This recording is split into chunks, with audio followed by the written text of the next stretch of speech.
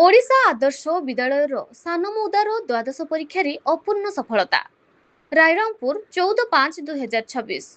मयूरभंज जिला बामनघाटी उपखंड रायरंगपुर ब्लॉक गौरमहिषाणी निकटस्थ सानमौदा ओडिशा आदर्श विद्यालय द्वादश श्रेणी छात्री दिशा साहा, पिता राजेश कुमार साहा, माता प्रिया साहा कर्मशरी 96.80% रखी जिले में शीर्ष स्थान अधिकार करचंती। District topper होइचंते।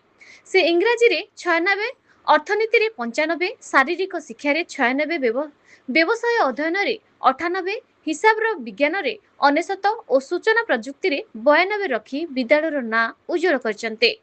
एथिपाई से समस्त शिक्षक शिक्षिकांकर आशीर्वाद एवं पितामातांकर श्रेय बोली कहिचंते। से आगामी भविष्य रे जड़े सुनागरिक होई देश जातिर गौरव और सुनाम बजाय रखिबे बोली मत व्यक्त करिसंते। एथिरे विद्यालयर अध्यक्ष प्रताप चंद्र बेहेरा अत्यंत खुशी प्रकट करचंती। ए खबर प्रचारित हेबा परे रायरंगपुर सहर तथा मयूरभंज जिलार आनंदर लहरी खेली जाइछे। मयूरभंज रायरंगपुर श्यामलंदु परिडांको रिपोर्ट न्यूज ओडिशा टीवी।